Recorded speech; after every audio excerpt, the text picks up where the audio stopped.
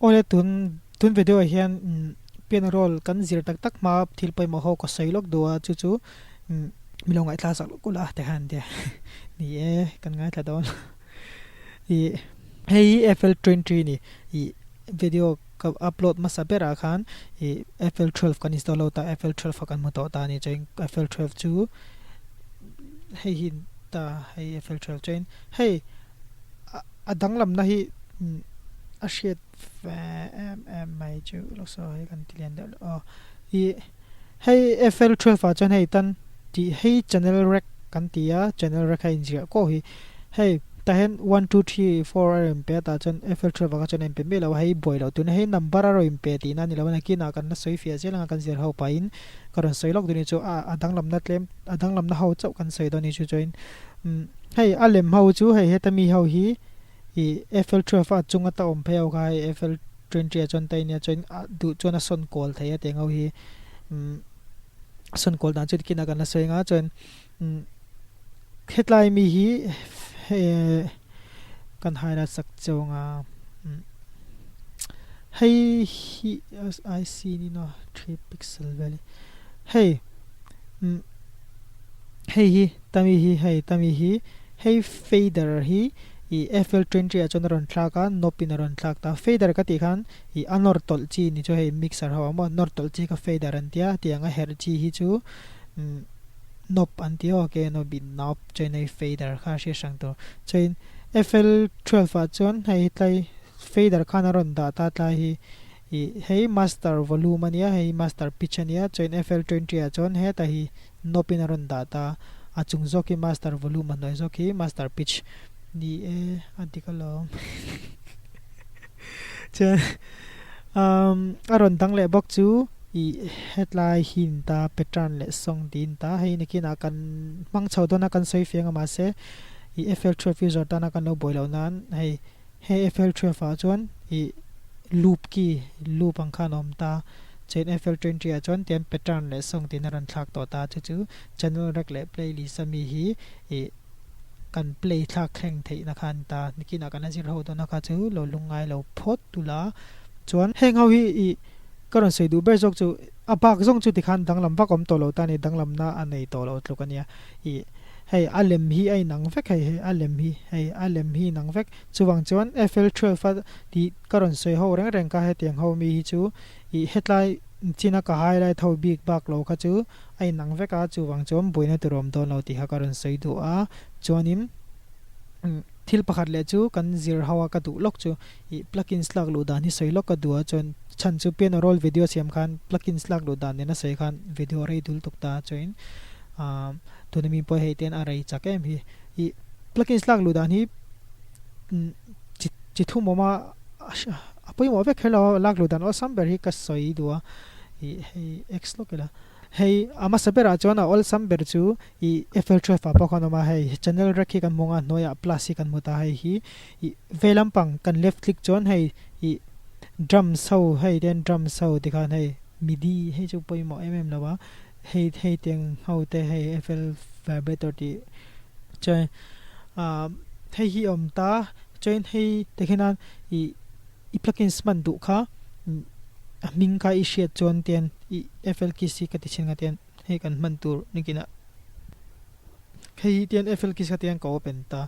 ka click top ta tikham i tikhan open thaya channel lak lu ta plugins lak lu dan pakhat anita chaim chuan apani na chuan hi hemi plus box hi dinglampang right click kha kan click chuan i ka click chinang khi ron lang ta i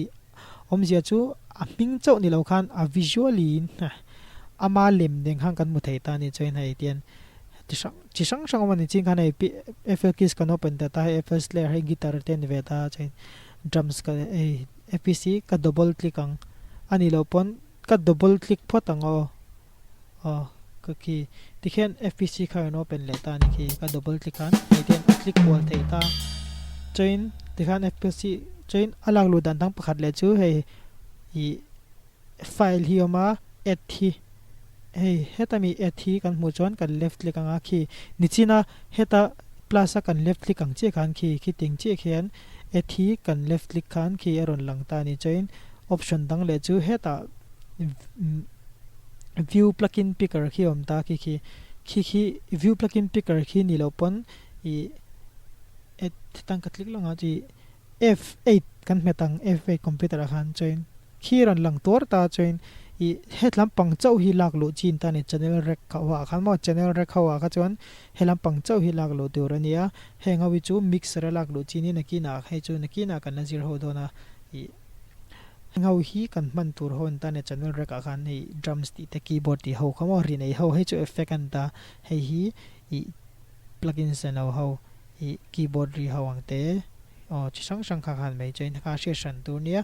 lampang chu channel daga alag lo theilo chonin hetami hi pakhat kan la he bu besi ka left click ang chain ka tha lawang I double click po khana thei thawa lag lo dan te nei ten I du na pere ba da te he snare khi kalo mang don lo mo I snare ai khian I kalo mang don lo ta chain du chon snare khi a shin khian ka tha chon snare ki bu besi ni deng ani lo chon I khitiang kan du lo chon he tian a shin lo na zona he nei a noi bera ma chung bera mo he akarin shin la nen tiang kan thla chon left click kan thla chon tian bu bes kha ania chon bu bes ri hi kan ngai thak du chon hei bu bes hi tiang kan select anga chonin hei hemi hi hei hetai na mi ngai ziak zela hei ka select ang ki typing keyboard to piano keyboard te kheu langa ki ka left click chon khi ya enga chon I keyboard kha I me chuan hei ki wrt te zx kha ka me chuan ari thai ta ni khiting che ken fl keys po ten ka zuk select chuan ka chain fpc po ma se fpc drum so chu tian on sam keyboard le bass sawang chi te khai tian chain hei head te poi te khan hei khan ati the hei keyboard a I computer keyboard ati thane ma se hi I khatianga ari she du huna chau kha don la chain I off le dei thin don ya chan chu I shortcut ki ti boy ve thin ta pen roll hawa khan chonin kha zong kha tun video he ni phot se chain video le hian I pen roll man dan tak tak kha karon sei to dona chonin hemi video chuan channel lak lu dan te kha I piano roll video reilu tuk lo nang karon soi zoi ni chu ni kan ngai thla hol chani ti song khani pot se I heavy video lo en awangin kalom a ni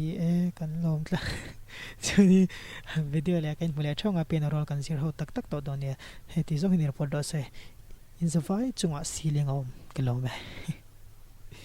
ni kan lom